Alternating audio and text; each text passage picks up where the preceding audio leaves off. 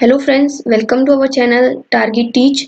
आज BSTC first year English का जो थर्ड यूनिट है इनहेंसिंग राइटिंग एबिलिटीज़ वो डिस्कस करेंगे। बेसिकली सिक्स्थ पेपर रहता है हमारे बीएसटीसी फर्स्ट ईयर में इंग्लिश प्रोफिशिएंसी एंड पेडागोजी। उसको पार्ट ए और पार्ट बी में दो में डिवाइड किया गया है। तो पार्ट ए का जो यूनिट थर्ड है वो आज हम डिस्कस करेंगे। अगर आपको इस वीडियो की पीडीएफ चाहिए तो आप हमारे टेलीग्राम के चैनल को ज्वाइन कर सकते हैं, जिसकी लिंक आपको नीचे डिस्क्रिप्शन बॉक्स में मिल जाएगी।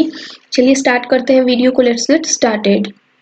तो यूनिट थर्ड है हमारा इनहेंसिंग राइटिंग एबिलिटीज, यानी कि लेखन क्षमता या लेखन कौशल में वृद्धि करना। ठीक है, सबसे पहले राइटिंग की डेफिनेशन देखते हैं कि राइटिंग क्या है।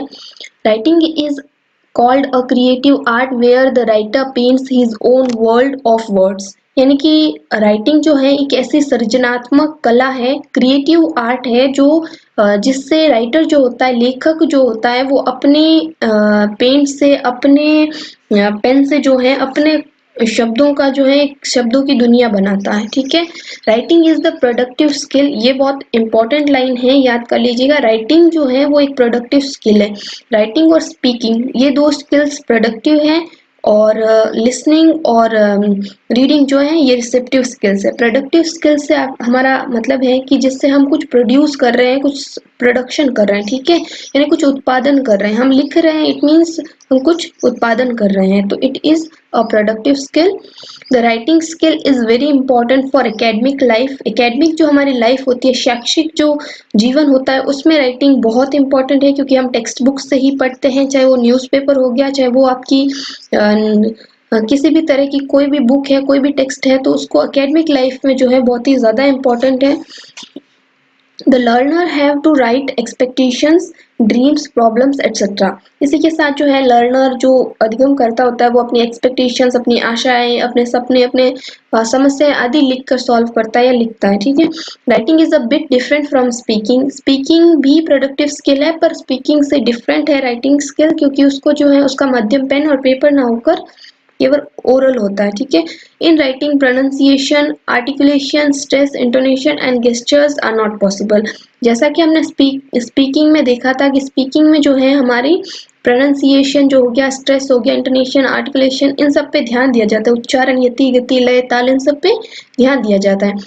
और गेस्चर जो हमारे संकेत होते हैं हाथों से, या फिर सांकेतिक भाषा के रूप में भी हम स्पीकिंग के साथ जो गेस्चर्स करते हैं वो पॉसिबल नहीं है राइटिंग में। फिर है मैकेनिक्स ऑफ राइटिंग, यानी राइटिंग के जो है मैकेनिक्स कह सकते हैं। मैकेनिक्स को आप हिंदी में कह सकते हैं एक जो प्रक्रिया है, जो जो लेखन की प्रक्रिया है वो। ठीक है, writing is not an easy task. Writing एक इजी टास्क नहीं है। हम अगर चारों कौशल में देखें, LSRW, listening, speaking, reading, writing में, तो राइटिंग जो है हमारा लास्ट कौशल है, लास्ट स्किल है, और सबसे टफेस्ट हार्ड भी माना जाता है, क्योंकि इसमें इसको सीखना थोड़ा हार्ड होता है अपेक्षाकृत अन्य कौशल से। The learner are required to have knowledge of letters. Letters यानी कि अक्षरों का ज्ञान होना जरूरी है लर्नर को।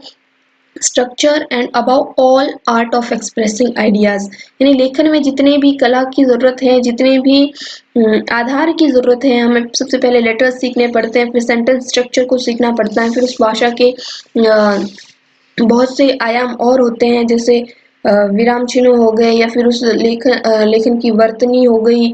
ठीक है, उसी के साथ जो है हमारी लिखावट भी मैटर करती है। तो राइटिंग में जो है बहुत सारे एस्पेक्ट्स हैं जिसको हमें ध्यान में रखना होता है।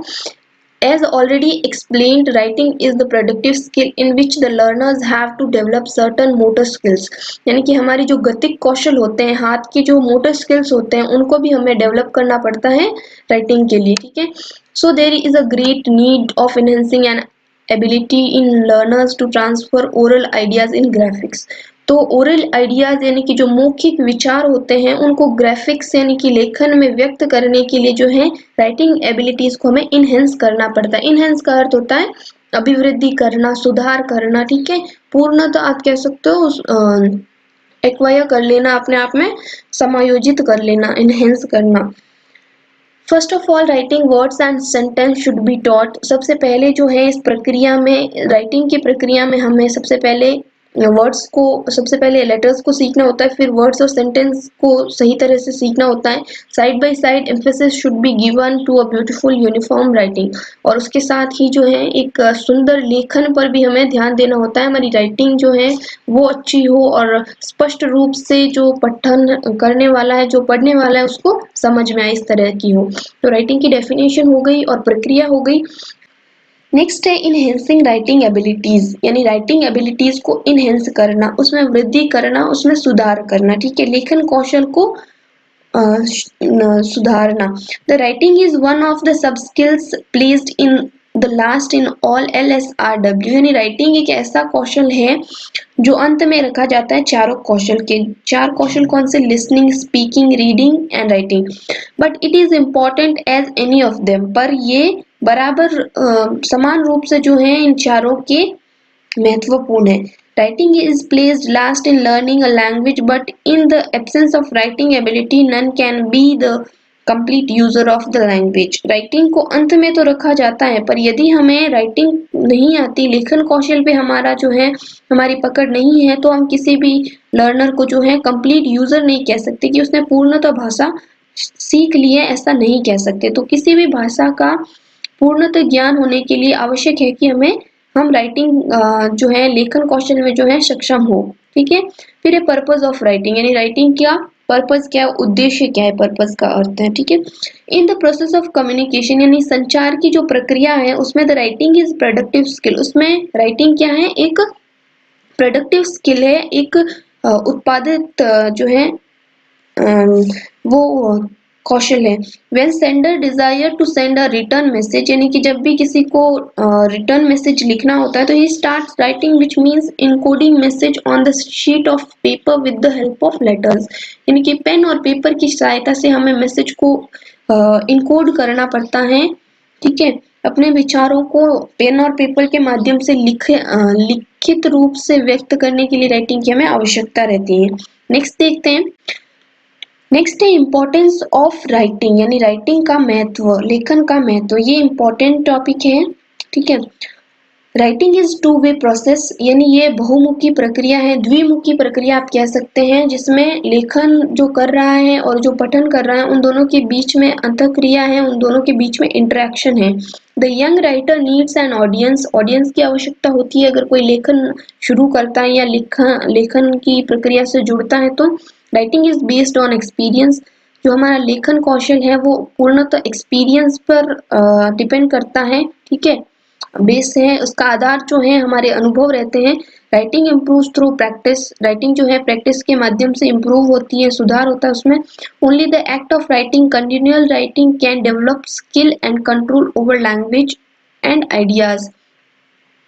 केवल अगर हम राइटिंग को कंटिन्यू रखते हैं, यानी कि उस प्रक्रिया को जारी रखते हैं, तभी हम किसी भी भाषा के लेखन में जो है पूर्णतः उस पर हमारा अधिकार हो पाएगा, हम उस लैंग्वेज में अपने आइडियाज को व्यक्त कर पाएंगे। ठीक है, नेक्स्ट है मीनिंग कम्स बिफोर फॉर्म, यानी कि मीनिंग जो है, अर्थ जो है वो फॉर्म से पहले आता है। कुछ भी लिखने से पहले हमारे मस्तिष्क में ये साफ होना चाहिए कि हमें उस टेक्स्ट में जो है मैसेज क्या देना है, उसका अर्थ क्या निकलेगा। ठीक है, the younger writer must care about what she or he has to say before she or he can lead to an interest in the form of his or her writing, यानी कि सबसे पहले कोई भी लेखन जो है करने वाला है उसको ये पता होना चाहिए कि उसको कहना क्या है, उसके लेखन का अर्थ क्या है, और वो किस तरह से जो है पठन करने वालों में रुचि उत्पन्न कर सकता है, उस फॉर्म की जो है क्या मीनिंग रहेगी और क्या इंटरेस्ट रहेगा। तो ये हो गई इम्पोर्टेंस ऑफ राइटिंग। नेक्स्ट जो हमारा सब टॉपिक है वो है फेजेस। ठीक है, फ्रेजेस का अर्थ होता है कुछ शब्दों का, दो या दो से अधिक शब्दों के मेल से जो एक शब्द बनता है जो कोई नया अर्थ देता हो, उसको हम फ्रेज कहते हैं। यहाँ पे डेफिनेशन है, phrase is a group of words two or more than two words then combined together, when combined together they become phrase, यानी कि दो या दो से अधिक शब्द जब साथ में मिल जाते हैं तो वो फ्रेज बनते हैं। एग्जाम्पल के लिए एग्री और विद, दो वर्ड्स हैं जो दोनों मिलकर एग्री विथ बनते हैं, यानी किसी के साथ सहमत होना। एग्री टू, किसी से सहमत होना। अप्लाई टू, यानी कि आवेदन करना, ब्रेकआउट यानी फैल जाना, जैसे कोई भी चीज ब्रेकआउट हो गई है, फैल गई है पूर्णतः। कैरी ऑन यानी शुरू करना या जारी रखना, कैरी ऑन। और ब्रिंग अप का अर्थ होता है पालन पोषण करना, ठीक है।